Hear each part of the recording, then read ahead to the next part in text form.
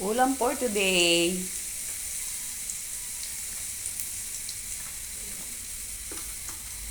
Ginataang chicken feet.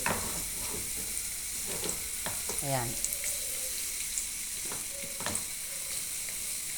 Chicken feet na may gata with papaya. Yan po.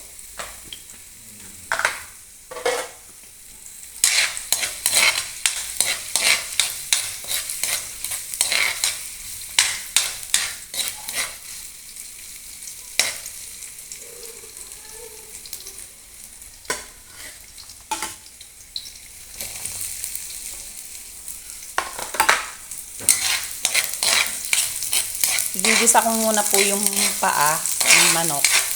Tapos papalambutin. Mamaya ko pa po siya lalagyan ng gata. Papalambutin muna.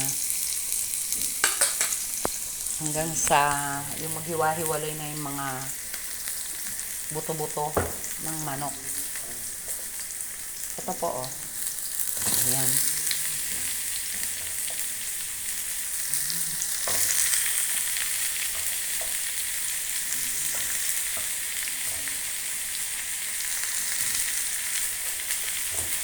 Ang paa ng chicken.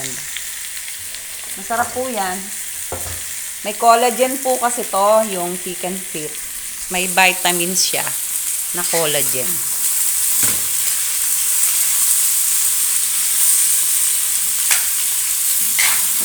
Gigisa muna natin bago natin siya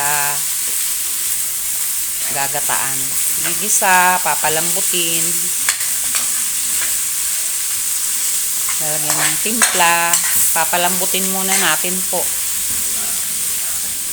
Lalagyan natin ng tubig para lumambot. Ayan na po oh. Papalambutin po muna natin yan. Pero nilagay ko na yung pangalawang gata. Ayan. Mamaya na lang natin titimplahan pag malambot na po yung chicken feet. Lagay ko na po ang papaya. Tsaka yung sili. Tapos nilagyan ko na siya ng seasoning. Pero wala pa siyang asin. Kasi po, yung asin mamaya-maya pa. Paglagay ko ng unang gata. Yan. Nilagay ko na po yung unang gata. Ito oh. Nilagay ko na. Tsaka nilagyan ko rin po yan ng seasoning at asin. Ayan. Yung seasoning ko po yung mushroom powder. Ayan. Tsaka maya-maya, kasi matigas pa yung papaya, kalalagay ko lang. Pero maya-maya kakain na kami. Kain na tayo. Thank you for your support. Please subscribe. Sis Sally Abay. Thank you. Kain na tayo ng lunch.